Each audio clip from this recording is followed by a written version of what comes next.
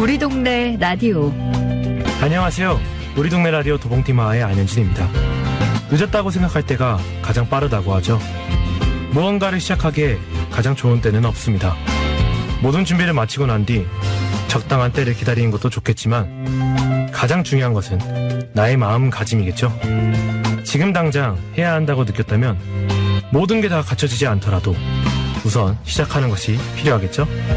한 줄이 마무리하는 금요일, 조금은 한가하고 여유 있는 시간이지만 지금 해야 할 일이 있다면 마무리가 아니라 또 다른 시작을 해야겠죠. 우리 동네 라디오, 먼저 소리로 전하는 우리 동네는 한 결혼식 현장 속으로 가보시죠.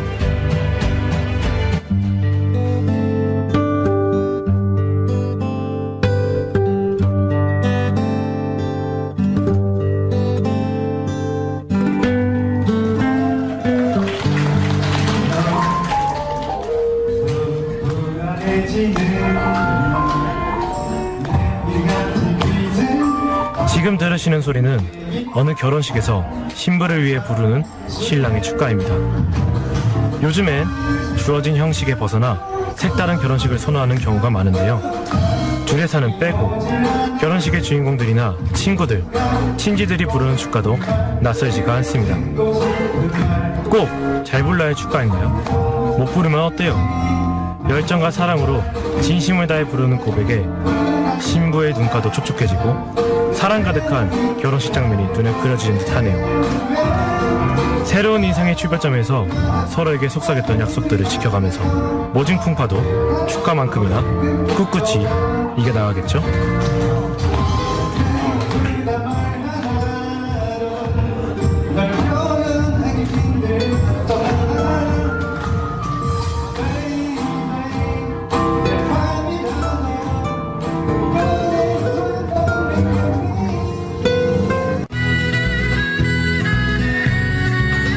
우리 동네 라디오는 마을의 작은 이야기를 통해 세상과 소통합니다. 한국에 사는 외국인들이 알아둬야 할 재외동포법 일부가 개정이 되었다고 하는데요. 어떤 내용들이 바뀌었을까요? 자세한 내용 살펴보죠. KCNTV 한중방송 대표 전기루님 나오셨습니다. 예, 반갑습니다. 네, 반갑습니다. 예, 반갑습니다. 우선 말씀을 드리기 전에 오늘 방송 회차가 이제 우리 동네 라디오 100회라고 합니다. 축하드리는 박수를 한번 해주시면 감사할 것 같습니다. 영광이네요. 저도 영광입니다. 그럼 본격적으로 방송을 한번 진행해 보도록 하죠. 재외동포의 출입국과 법적 지위에 관련한 법률이 일부 개정되었다고 하는데 어떤 내용들이 있나요? 네, 재외동포법이 7월 2일부터 개정되어 실시되고 있는데요. 재외동포의 출입국 법적 지위에 관한 법률의 범위가 바뀌었다는 뜻입니다. 특히 재외동포법은 그동안 많은 좀 시비도 있었는데요. 특히 이번에 실시되는 재외동포의 출입국과 법적 지위에 관한 법률은 다시 말하면 재외동포법은 기존의 3세대까지 인정하던 것을 이제는 전체 직계비속으로 확대하여 실시했습니다.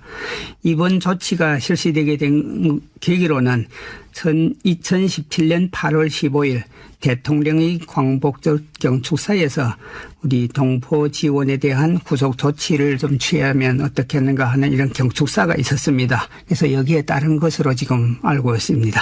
더 자세한 얘기를 들어봐야 되겠군요. 그럼 이전에는 재외동포 기준을 3세대까지만 인정했다는 말씀이신가요? 그렇죠. 이 재외동포법이 20년 전에 발표하다 보니까 재외동포법 기준에 따르는 외국 국적 동포의 범위에 대해서는 중국이나 독립국가 연합 출신 동포들이 대규모로 입국하게 되면 우리 국내의 고용시장에 좀 영향을 받는다. 이런 취지에서 대한민국 국적을 가졌던 사람이나 또 그 손자, 손녀까지만 재외동포로 인정했던 것입니다. 그리고 외국 국적 동포의 정의를 대한민국의 국적을 보유하였던 자 또는 그 직계 비속으로서 외국 국적을 취득한 자, 부모의 일방 또는 조부모의 일방이 대한민국의 국적을 보유하였던 자로서 외국 국적을 취득한 자라고 이렇게 정해졌습니다. 그런데 이번 개정안에 따르면 출생에 의하여 대한민국의 국적을 보유했던 사람으로서 외국 국적을 취득한 사람 또는 제1호의 이것은 재외동포법을 말하는 건데요. 제1호에 해당되는 사람의 직계 비속으로서 외국 국적을 취득한 사람으로 정리를 다시 내렸습니다. 여기서 제일 중요한 부분이 바로 출생에 의해서라는 것이 있는데 이것이 이번 개정안이 골자라고도 볼 수 있습니다. 이번 개정안의 골자로 출생에 의해서라는 문구가 들어갔는데요. 어떤 차이점인지 좀 상세하게 설명 부탁드려도 될까요? 네, 여기에 출생에 의해서 대한민국 국적을 보유했던 사람의 직계 비속을 모두 외국 국적 동포로 인정한다. 이것은 외국 국적 동포가 재외 동포 체류 자격을 부여받아 우리나라에 자유롭게 방문하고 국내 체류와 관련돼서 일부 지원을 받을 수 있다는 점입니다. 한마디로 말하면 재외 동포 중에는 중국이나 독립국가 연합 출신들이 동포가 있는가 하며 우리 미국이나 뭐 다른 나라에서 유럽 쪽에서 생활하는 재외 동포들 있습니다. 그런데 이분들이 그동안에 서로 차별적인 대우를 받았던 것입니다. 그래서 여기에서 중요한 부분이 출생에 의해란 조건을 붙임으로써 우리 한민족이 혈통을 가진 자와 그 직계 비속을 모두 재외 동포로 인정한다는 것입니다. 이렇게 될 경우에는 방문 취업이나 재외 동포 비자 발급에도 새로운 변화가 있게 되는데요. 동포들이 한국 생활에서도 앞으로 큰 변화가 있을 것으로 예상됩니다.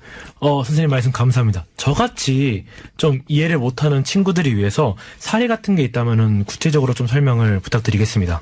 예, 전에도 제가 여기 방송에서 이야기한 적이 있는데 한글 이름 변기와 같은 이런 내용도 사실 이 범위에 속하고 있습니다. 한글 이름이 지금 해외에 거주하는 재외 동포들도 한글을 배우고 있는데 그동안에 자기 신분증에 이름마저 쓰지 못했던 것이 이번에 다 해결됐고 또 재외 동포의 정의가 바뀌면서 따라 비자 발급에서 쉬워지게 되었습니다. 특히 재외 동포 비자 하면 방문 취업 비자와 재외 동포 비자가 있는데 이전에는 25세 미만의 자만이 재외 동포 비자를 받을 수 있었습니다. 그런데 이번 재외동포법이 바뀌면서부터 만 18세 이상이면 누구나 재외동포 비자를 받을 수 있습니다. 그리고 또 취업에서도 큰 변화가 있을 걸로 지금 예상되고 있는데 기존의 방문 취업 비자는 단순 노무로 인정하고 재외동포 비자는 전문직으로 인정하고 있었지만 이번 조치를 해서 재외동포 비자나 방문 취업 비자의 범위가 확대될 것으로 지금 예상하고 있습니다. 사례를 들으니까 저같이 이해를 못하는 친구들도 좀 이해가 될 것 같군요. 구체적인 시행 방법에 대해서는 아직 발표를 하지 않는 것으로 제가 알고 있는데 언제쯤 가능할 것으로 보이세요? 그래서 이거는 아직까지 지금 확실한 시간은 정해지지 않은데 사실 오늘 오기 전에도 법무부하고 지금 통화도 했습니다. 그런데 이 10년 만에 파격적으로 개정이 이루어지다 보니까 법무부에서 지금 그 시행령에 대해서 시행 방법을 신중하게 준비하는 것 같습니다. 그래서 아직까지 계속 수정 단계가 이르고 있고 또 우선 체류 문제나 취업의 규제 이런 문제들에서는 풀어야 하고 또 거기에 따르는 보완 대책들을 많이 지금 내놔야 하는데 이것이 구체적으로 실시되기에는 아직 좀 이른 것 같습니다. 그래서 법무부에서 지금 추진하고 있는 방안을 보면 재외 동포들이 지금 운영하고 있는 이런 언론사들이나 동포 단체들을 중심으로 의견을 수렴하고 있습니다. 그러다 보니까 아마 이 시간이 당분간 좀 지속될 것 같습니다. 그러면 아까 질문 드렸던 걸 좀 다시 질문 드리고 싶은데 지금엔 그 좋은 사례들 이제 바뀌는 사례들을 얘기해 주셨다면 사실은 전에 좀 이런 사례들이 있기 전에 좀 불편했던 점들이 있었나요? 동포분들께서? 아마도 불편한 점이 좀 많이 있는데요. 이번 7월 2일에 법무부에서 우리 동포 단체나 언론들하고 우리 간담회를 가졌습니다. 그래서 법적으로 7월 2일부터 시행되고 있지만 구체적 방법에 대해서는 앞으로 추후에 계속 논의하자.